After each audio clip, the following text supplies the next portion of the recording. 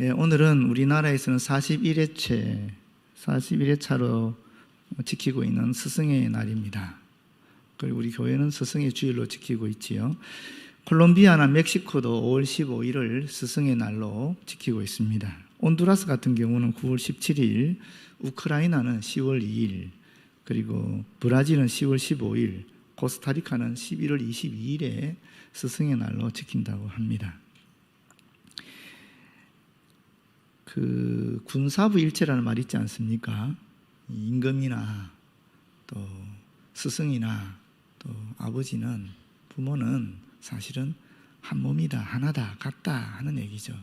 다시 말하면 가정이나 또는 학교나 또는 이 나라라는 것이 사실은 가족 공동체이고, 그 가족 공동체를 이끌어가는 사람을 우리는 존중하고 또 존경해야 된다는 그런 의미를 가지고 있는 줄 믿습니다. 오늘의 시대는 교단의 교단의 권위가 사라지다 보니까 사실은 죄송하지만 가장의 권위 또는 아버지의 권위도 사라지는 것 같고, 또 임금의 권위, 임금은 좀 미안하지만 대통령의 권위도 매우 약화되어지는 것 같습니다. 지금 이 시대는 사실은 어떤 권위를 인정하지 않는 그런 시대가 된 것 같아요. 특히 포스트 모더니즘을 접하게 되면서 더욱더 상대적인 세계관 속에서 절대적인 세계관 자체를 부인하는 그런 시기다 보니까 그 결과로 나타나는 것이 권위의 상실입니다. 사실 가정에서도 아버지가, 또 학교에서도 선생님이, 나라에서도 이 지도자가 그런 권위가 상실되면서 이 질서가 조금 해체되는 그런 분위기가 있는 것 같습니다. 근데 우리 성경에서도 분명하게 하나님께서는 그런 권위를 스스로 부여하셨고 그 권위를 존중하라라고 말씀하시고 있습니다. 이 조선 후기 문인 중에 이선이라는 분이 계시는데, 이분이 제주도에 순무사로 파견되었을 때 그 고을의 학생들을 위해서 쓴 글이 있습니다. 그 글이 뭐냐면, 스승이 없다 말하지 말라. 책에서 찾으면 많은 스승이 있을 것이다. 벗이 없다 말하지 말라. 조용히 책을 펼치면 그곳에 벗이 있을 것이다. 당시만 해도 제주도는 교통이 아주 불편했고 또 물산들이 아주 제한되어 있었고 그러지 않았습니까? 그러다 보니까 학생들이 많이 위축되어 있으니까 이렇게 격려하면서 학문에 열심을 다하라고 한 것 같아요. 그런데 사실 여러분, 가장 위대한 책이 무엇입니까? 하나님의 말씀인 성경이잖아요.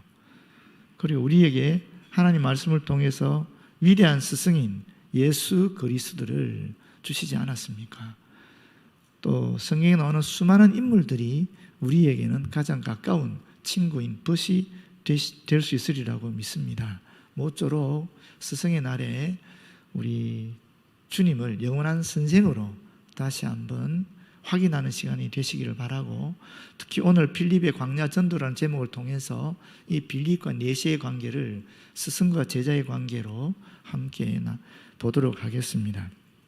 이 본문의 말씀은 빌립이 사마리아 전도를 행했고 그 결과 부흥이 있었습니다.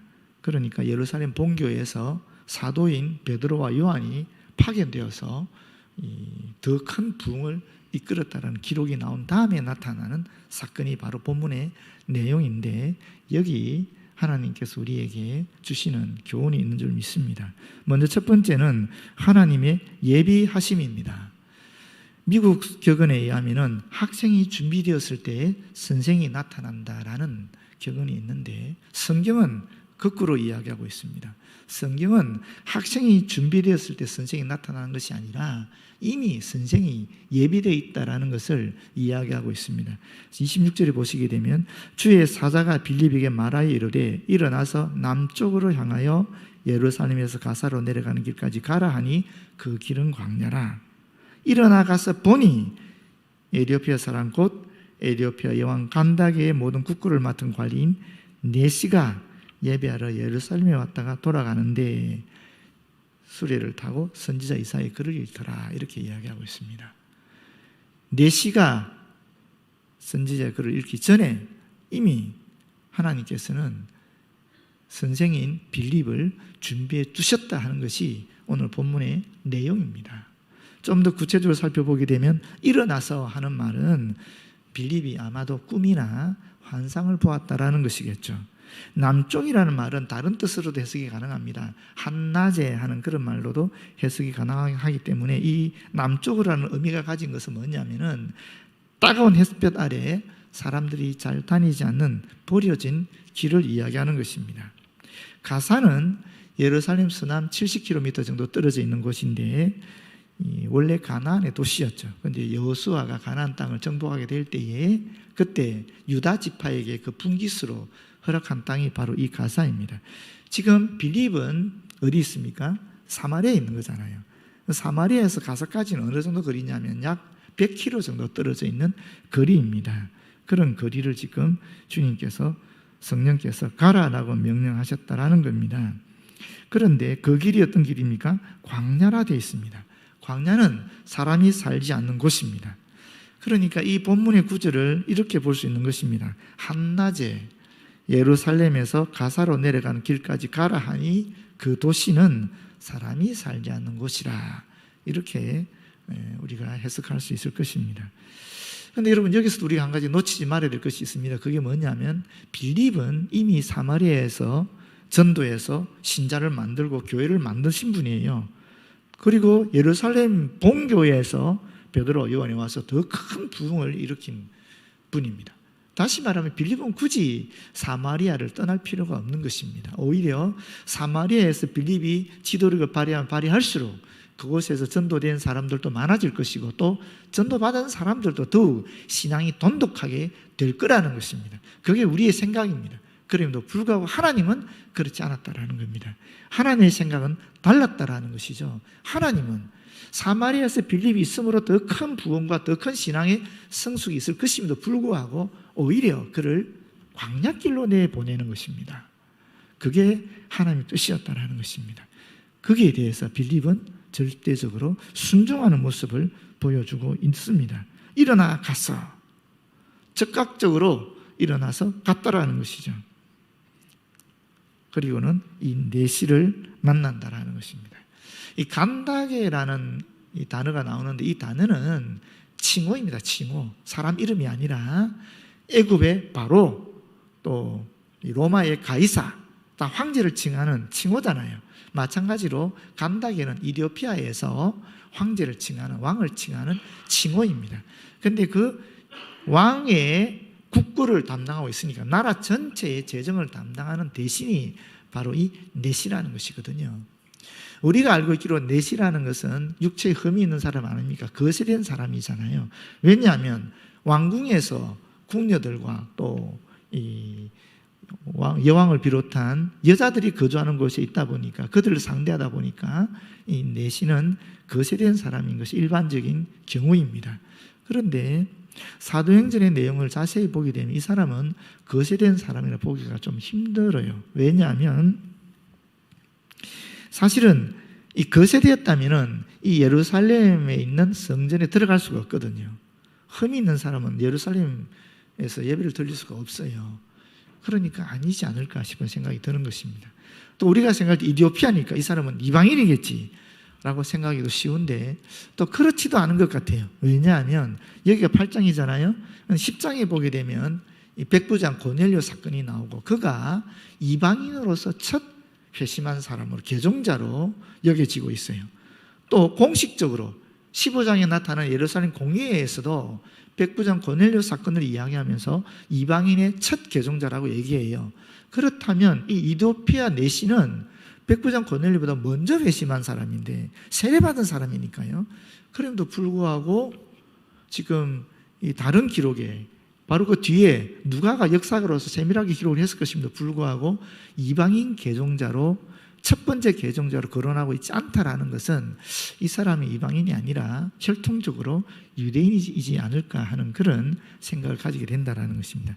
그 당시 디아스포라 유대인들이 워낙 많았으니까 특별히 이디오피아는 아시다시피 그 첫 황제가 누굽니까? 바로 솔몬 왕과 스바 여왕의 아들이 이 이디오피아 왕국의 첫 황제로 기록이 되어 있거든요. 역사적으로. 그렇기 때문에 이 이디오피아는 유대교 매우 밀접한 관련을 가지고 있었다라고 볼 수 있거든요. 그래서 이 사람은 이방인이 아니라 유대인이고 또 내시가 아닐 수도 있다 하는 그런 가능성이 열려져 있습니다. 그런데 여러분, 뭐 이방인이든 유대인이든 또는 죄송하지만 고자든 아니든 상관이 없이 확실한 것이 있습니다. 그 뭐냐면 바로 이 사람은 하나님을 경외하는 사람이었다라는 것입니다. 부도자였다, 진리를 추구했던 사람이라는 것입니다. 여러분, 이 사람이 지금 선지자 이사야의 글을 읽고 있었잖아요. 수레에서. 어떻게 이 이사야의 글을 이 사람이 가지고 있었겠습니까? 오늘같이 인쇄술이 발달한 시대가 아니었습니다. 그 당시는 다 필사했고 아마 두루마리 형태의 이사야 책을 가지고 있었던 것 같은데, 이 사람이 그런 책을 가지고 있을 정도였다면 엄청나게 종교적인 열심이 있었던 사람이라고 볼 수 있는 것입니다. 하나님 향한 열심이 정말 대단했다라는 것을 우리는 알 수 있게 된다라는 것입니다. 그런데 이 사람이 이제 선생을 만나는 과정이 두 번째지요. 선생 빌립과 학생 내시의 만남이지요. 29절에 보게 되면 성령이 빌립들이 이르시되 이 수레로 가까이 나아가라 하시거늘. 가까이 나아가라. 어느 정도로 가까이 가는가? 이 아교로 붙이다, 굳게 접합하다 하는 단어를 쓰는 것을 보게 되면은 아마도 이 병거에 바싹 달라붙을 정도로 밀착하는 것을 이야기할 것입니다. 그래서 빌립이 달려가서 즉각 순종한 것이죠. 여러분, 이런 말을 들으면 좀 의문이 생기지 않습니까? 그래도 이디오피아에 굉장한 권력을 가진 사람이 지금 가고 있는데 거기 경호원들이 없었겠습니까? 아무도 경호원들이 둘러싸고 있었을 거예요. 그런데 하나님께서 야, 너 가까이 가 그랬다고 해서 빌립이 예 하고 갈 수 있습니까? 막히죠. 절대 가까이 갈 수 없는 거예요. 칼을 든 사람들이, 창을 든 사람들이 주변에 경호하고 있는데 어떻게 그렇게 확 들어갈 수 있겠습니까? 그런데 빌립은 그런 거 따지지 않았다는 것입니다. 그저 주님의 영의 역사, 하나님의 명령이니까 그냥 상황 보지 않고 그대로 순종했다는 것이고, 다른 기록이 없는 것을 보게 되면 아마도 하나님의 초월적인 역사 속에서 이 가까이 달라붙지 않았을까라고 여겨집니다. 그러면서 뭐라 그럽니까? 선지자 이사야의 글 읽는 것을 듣고 말하되. 지금같이 자동차가 가도 사실은 이 잡음이 장난이 아니잖아요. 그런데 그 당시 수레를 타고 말 타는 소리 장난이 아닐 것인데 엄청난 소음이 들렸을 것인데 어떻게 빌립이 지금 이 내시가 읽는 이사야서의 내용을 파악할 수 있었겠습니까? 그것은 수레 안에 탄 이 내시가 크게 소리내어서 이사야서를 읽고 있다는 것을 전제하고 있는 것입니다. 왜 이 내시는 혼자서 조용히 읽어도 되는데 굳이 이렇게 소리내어서 크게 이사야서를 읽고 있었겠습니까? 왜 그랬겠습니까? 그 말씀에 집중하기 위해서 그렇습니다. 엄청나게 많은 잡음들이 들리는 가운데 제대로 그 말씀에 몰두하기 위해서 소리내서 읽는 겁니다. 눈으로 보고 귀로 듣고 있는 것입니다. 그것을 이 빌립이 들었다라는 것입니다. 그러면서 물어보는 것입니다. 읽는 것을 깨닫느냐? 여러분 한번 상상해 보십시오. 지금 내가 내시다, 내가 수레를 타고 지금 이사야서를 소리내서 읽고 있다. 그런데 갑자기 수레 바깥에 문틀에서 어떤 사람이 갑자기 나타난 거예요. 그리고는 무슨 소리인지 알겠냐? 물어도 생각해 보십시오. 이게 말이 되는 얘기냐고요. 본인이 내시가 얼마나 놀랬겠어요. 그리고 아마 그 행색은 초라했을 거예요. 이 내시는 지금 부와 권리과 명예를 가진 사람 아닙니까? 엄청난 지식을 가진 사람입니다. 그런 사람 입장에서 그 낯선 사람, 행색이 초라한 그 사람의 말을 들었을 때 엄청 놀랐을 거예요. 그리고는 쉽게 그렇게 접근하게 하지는 않았을 거예요. 그럼에도 불구하고 대답하는 말이 뭡니까? 지도해주는 사람이 없으니, 선생이 없으니 어찌 깨달을 수 있겠습니까? 라고 말하고 있는 것입니다. 이게 상식적으로 이해되지 않는 거잖아요. 상식적으로 이해가 안 되는 내용입니다. 근데 왜 내시는 이렇게 지금 반응하고 있는가? 여러분, 그만큼 이 사람의 마음속에 영적 진리에 대한 그런 갈급함이 있는 것입니다. 이걸 소리내어 읽고 또 읽고 또 읽어도 도대체 무슨 소리인지 모르겠는 거예요. 그 의미를 파악할 수 없는 겁니다. 이게 도대체 무슨 뜻일까 하고 고민하고 있으니까 옆에서 누가 얘기할 때에 선뜻 대답해 버리는 것입니다. 뭐 상황을 지금 파악하고 할 여지가 없을 만큼 갈급해 있다라는 겁니다. 그만큼 이 말씀에 몰두해 있다라는 것입니다. 그만큼 진리를 추구함에 있어서 온갖 열정을 다하고 있다라는 것을 우리에게 알려주고 있는 것입니다. 그러면서 뭐라 그럽니까? 빌립을 청하여 수레에 올라 같이 앉으라 하니라. 문을 열어서 그를 지금 수레 안으로 모시고 있는 것입니다. 여러분, 제가 신학대학원 다닐 때 곽선희 목사님이 저희들에게 하신 말씀을 저는 기억하고 있습니다. 사람은 겸손한 만큼 배운다. 엄청난 부와 엄청난 권력과 엄청난 명예와 엄청난 지식을 가진 이 이디오피아의 내시가, 이 관리가 그 행색이 초라한 사람을 굳이 수레까지 초빙해서 할 이유가 어디 있느냐라는 것입니다. 비록 그는 빌립보다도 훨씬 더 많은 부와 권력과 명예를 누리고 있음에도 불구하고, 어쩌면 더 지식이 많았음에도 불구하고 영적인 면에 있어서는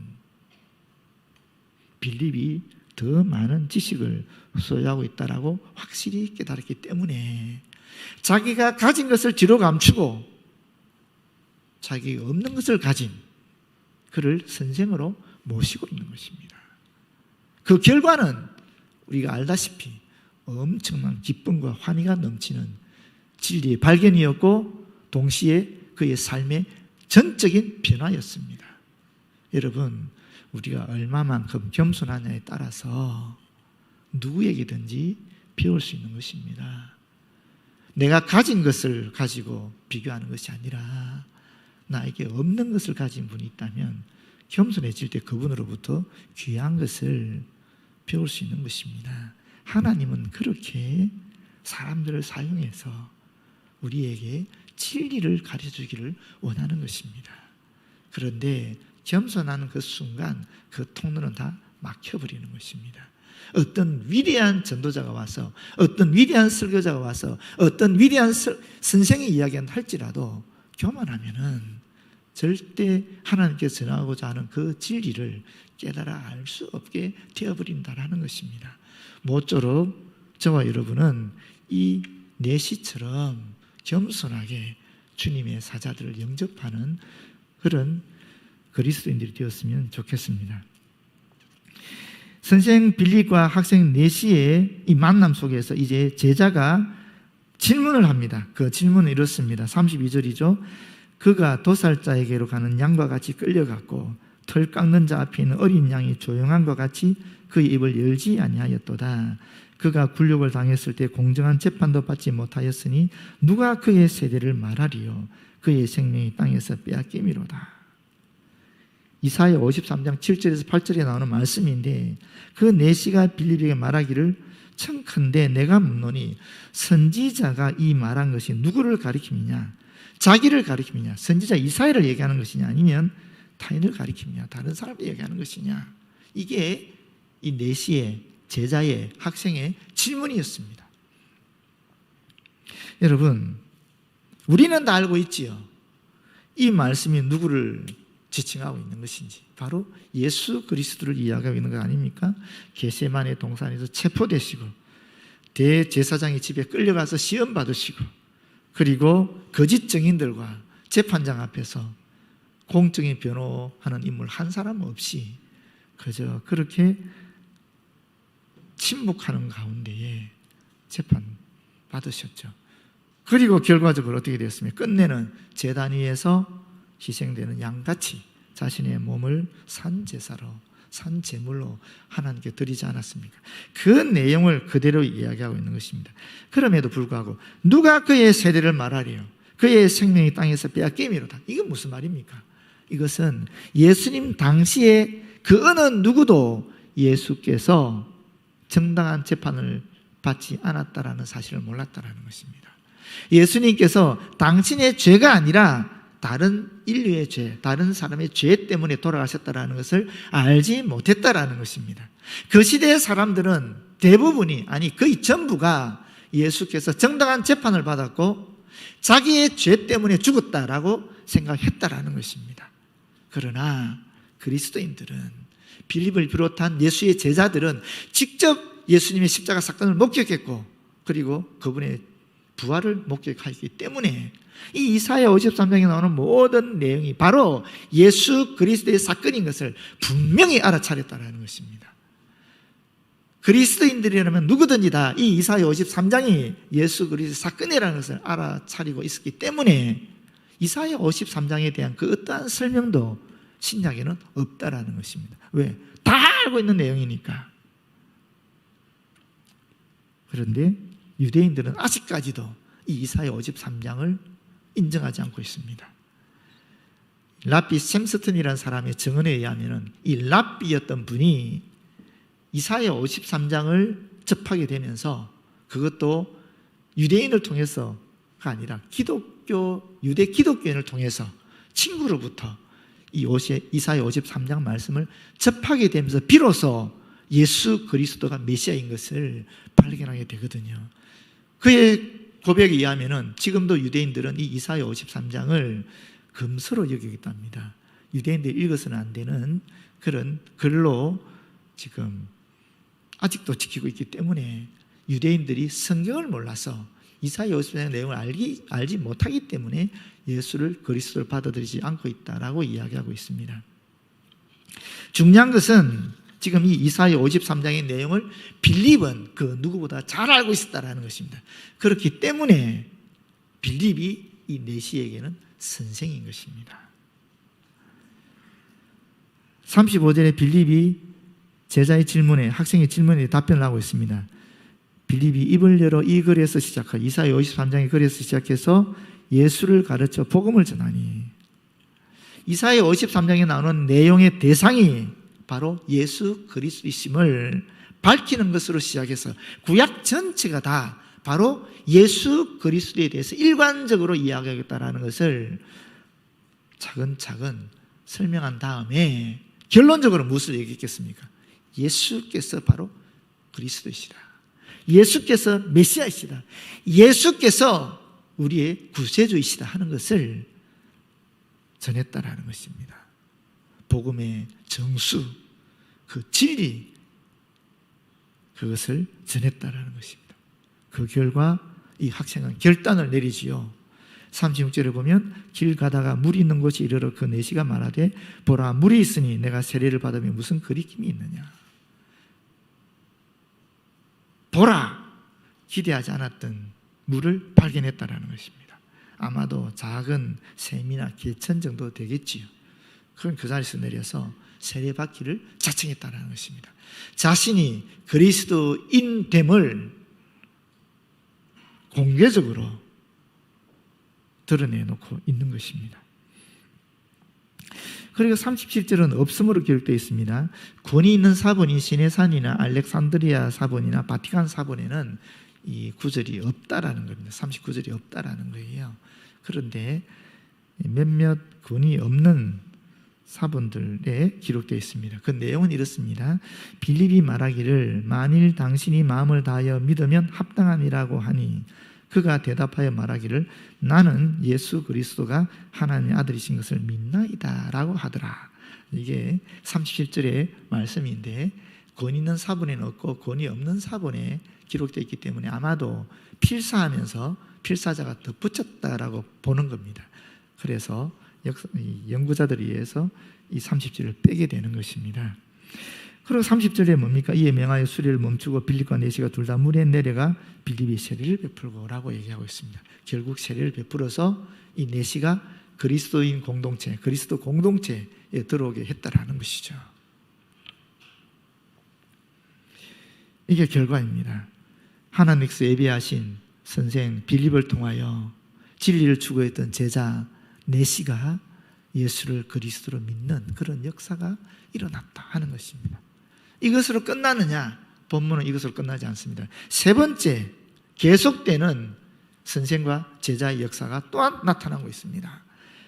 39절에 보게 되면 둘이 물에서 올라올 때 주의 영이 빌립을 이끌어간지라는 말은 신속히 잡아 데려가는 것을 말합니다. 한 사람을 신비롭게 혹은 매우 빨리 다른 장소로 옮기는 것을 이야기합니다. 이 단어가 데살로니가전서 4장 17절에도 나옵니다. 그 내용이 뭐냐면 주님께서 재림하실 때 성도들이 어떻게 됩니까? 공중에 끌어올려진다고 얘기하지 않습니까? 그러면서 주님을 영접한다 그러잖아요. 그 끌어올려 하는 단어와 이 단어가 같은 말이에요.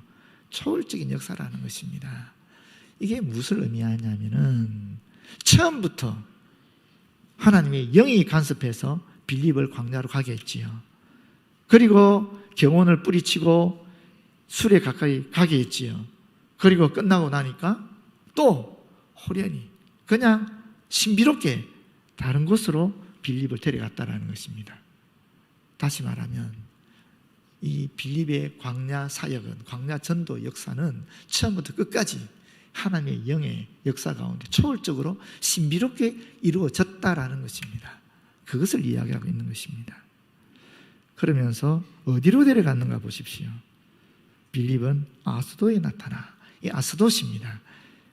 블레셋의 5대 도시 중에 하나인데 가사에서 약 29km 정도 떨어진 곳이거든요.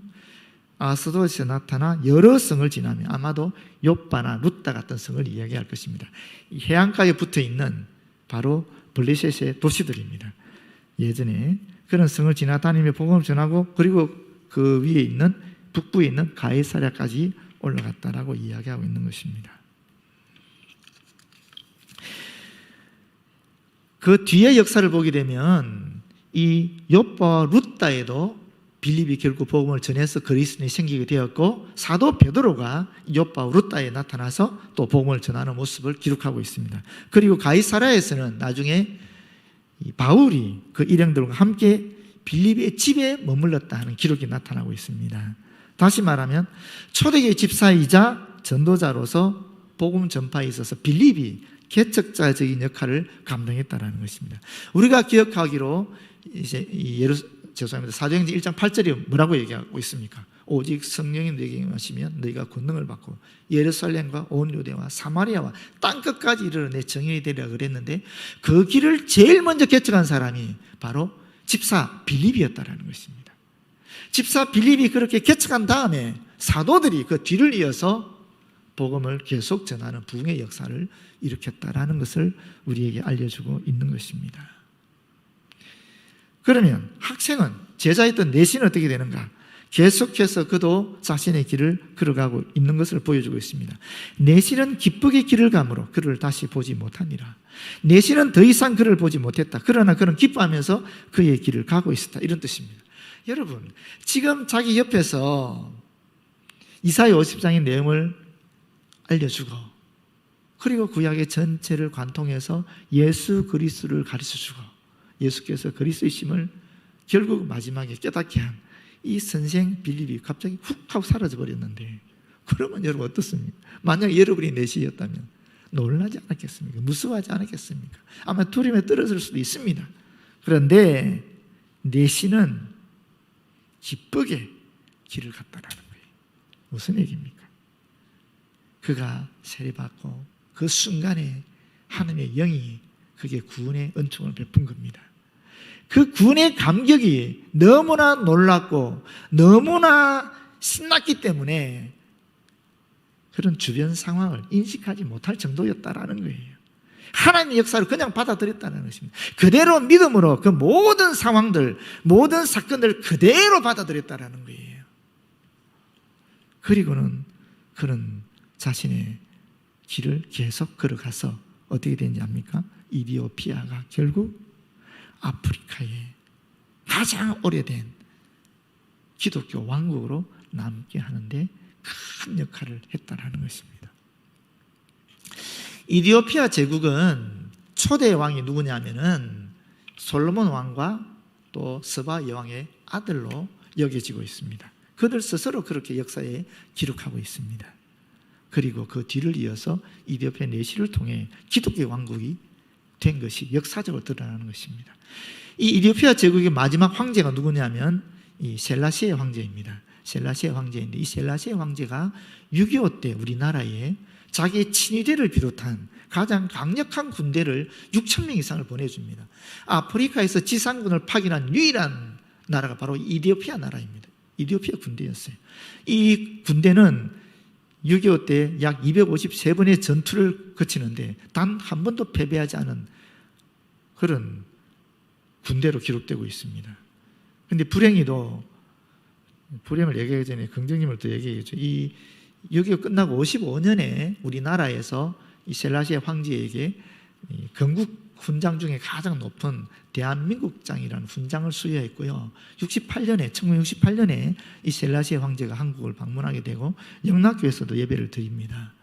그런데 불행히도 74년에 군사 쿠데타가 공산혁명이 일어나서 폐위를 당하게 되고 이 수천 년을 이어내려왔던 이디오피아 제국은 멸망하게 됩니다.